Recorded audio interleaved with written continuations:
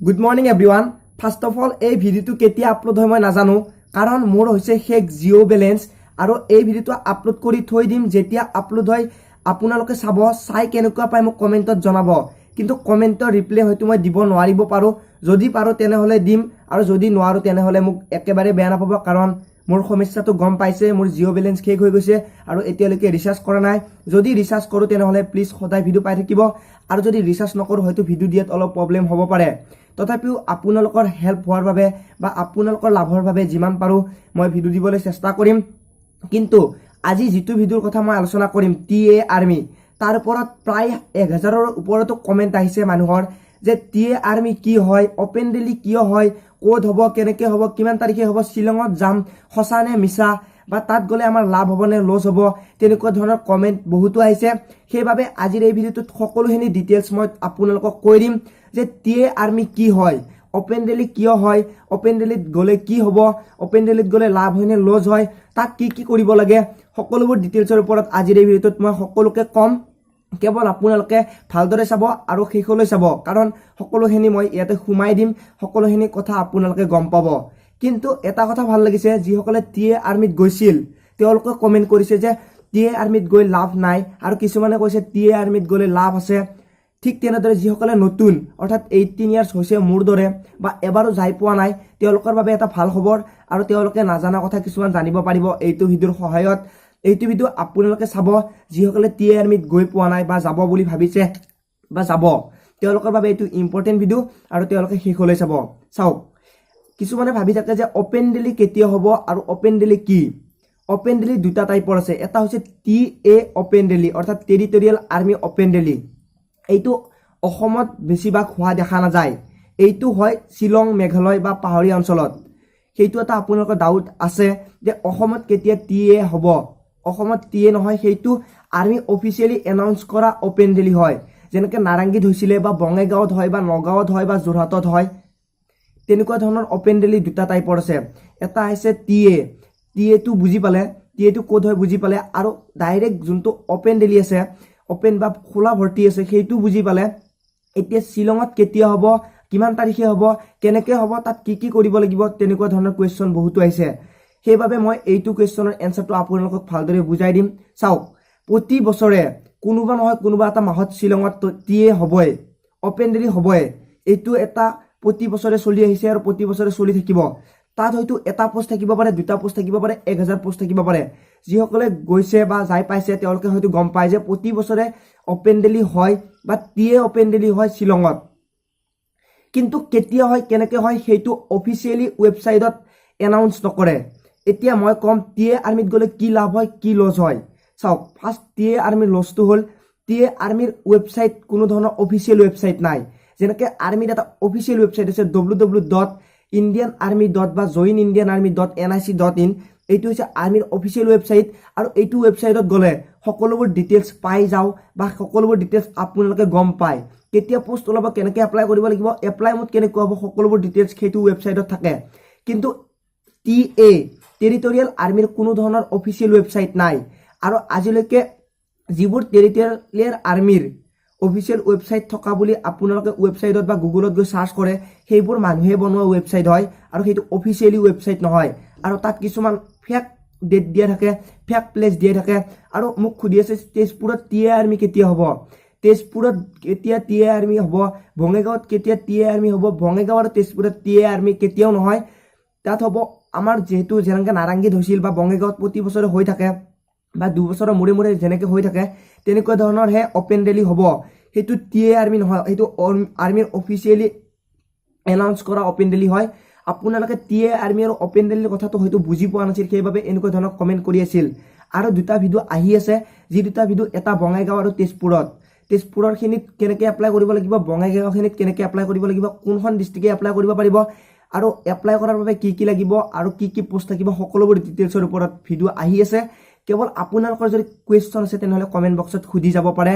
যিকোনো কমেণ্টে হওক, মই আপোনালোকৰ কমেণ্টৰ এনচাৰ দিব বিচাৰিম, বা আপোনালোকে দিবলৈ চেষ্টা কৰিম। এতিয়া টিএ আৰ্মি শ্বিলঙত আপোনালোকে বহুতে কৈ আছে যে টিএ আৰ্মি 3 আগষ্টত হ'ব, মই যামনে, মই গ'লে কিবা লাভ হ'বনে, লছ হ'বনে। মই তাৰ বাবে আপোনালোকক এটা ৰিকুৱেষ্ট কৰিম। ফাৰ্ষ্ট অফ অল, যদি আপোনালোকে টিএ আৰ্মিত যাব বিচাৰে তেনেহ'লে শ্বিলঙত আপোনালোকৰ যদি কোনোবা চিনাকি মানুহ আছে বা আপুনি যদি কাৰোবাৰ লগত কণ্টেক্ট কৰিব বিচাৰে বা কৰিব পাৰে তেনেহ'লে তেওঁৰ লগত কণ্টেক্ট কৰি লওক তেওঁৰ লগত কণ্টেক্ট কৰি কনফাৰ্ম হৈ লওক যে কেতিয়াৰ পৰা হ'ব কাৰণ শ্বিলঙত অপেন ডেলি হোৱাটো সম্ভৱ বা শ্বিলঙত অপেন ডেলি হ'বই সেইটো 100% ফিক্স হয়তো এটা পোষ্ট থাকিব পাৰে দুটা পোষ্ট থাকিব পাৰে 1000 পোষ্ট থাকিব পাৰে কিন্তু অপেন ডেলি হোৱাটো মাষ্ট বি অপেন ডেলি হ'বই কিন্তু অপেন ডেলিত গ'লে কি লাভ আছে অপেন ডেলিত গ'লে আমাৰ এটাই লাভ আছে তাত ৰিটিন এক্সাম দিব নালাগে কেৱল ফিজিকেলি আপোনালোকে পাৰফেক্ট হ'ব লাগে ফিজিকেলি ফিট হ'ব লাগে ৰানিং হ'ব লাগে ভাল আৰু তাৰপিছত লং জাম্প কৰিব লাগে আপোনালোকৰ কেৱল ফিজিকেলি ফিট হ'ব লাগে পুছআপৰ পৰা আদি কৰি সকলোখিনি ফিটনেছ আপোনালোকৰ তাত থাকিব লাগে আৰু তাত যাবলৈ কি কৰিব লাগিব মই এটা কথা কৈ আছো যদি টিএ আৰ্মিত যাব বিচাৰে তেনেহ'লে আপুনি ঘোঁৰাৰ দৰে দৌৰিব পাৰিব লাগিব কাৰণ তাত হাজাৰ হাজাৰ মানুহ যায় তাত বহুত হাজাৰ হাজাৰ মানুহ যায় কাৰণ সেইটো হৈছে অপেন ৰেলি আৰু ৰিটুন নহকৈ তাত পাছ কৰিব পাৰি চ' বহুত মানুহে চেষ্টা কৰিবলৈ যায় তাতে কিন্তু ৰানিং যদি ভাল নহয় এক্সিলেণ্ট যদি মাৰিব নোৱাৰে তেনেহ'লে যাই কাম নাই সেইবাবে মই ৰিকুৱেষ্ট কৰিছোঁ যদি ৰানিং ভাল নহয় যদি ৰানিঙত অলপ পিছপৰা তেনেহ'লে প্লিজ টিএ আৰ্মিত নাযাব আৰু যদি আপোনাৰ যদি এক্সাম আছে ঘৰত যদি কিবা কাম আছে তেনেহ'লে সেইটো লছ হৈও আপুনি সেইটো লছ কৰিও টিএ আৰ্মিত নাযাব কাৰণ আপুনি টিএ আৰ্মিত গ'লে আপোনাৰ কনফাৰ্ম হ'ব লাগিব যে মই ৰানিঙত সোমামে যদি আপুনি ৰানিঙত ভাল তেনেহ'লে টিএ আৰ্মিত গুচি যাওক বেষ্ট অফ লাক থাকিল মোৰ ফালৰ পৰা কাৰণ টিএ আৰ্মি এটা ভাল এটা ৰাস্তা য'ত আপুনি আপোনাৰ ফিটনেছ দেখাই চাকৰিটো ল'ব পাৰিব টিএ আৰ্মিটো যদি বুজি পাইছে তেনেহ'লে ভাল লাগিব আৰু কি বুজি পাইছে কমেণ্টত জনাব এতিয়া টিএ আৰ্মি শ্বিলঙত হ'বনে নাই বহুতৰে কুৱেশ্যন যে জিতু দা টিএ আৰ্মি শ্বিলঙত কিমান তাৰিখে হ'ব কেনেকৈ হ'ব মই কৈলোৱে যে টিএ আৰ্মিৰ কোনো অফিচিয়েল ৱেবছাইট নাই টিএ আৰ্মিৰ কোনো ডেট আজিলৈকে ফিক্স কৰি দিয়া নাই যদি আপোনালোকে ভালকৈ কনফাৰ্ম হৈছে যে বহুতে কৈ আছে 3 আগষ্টত হ'ব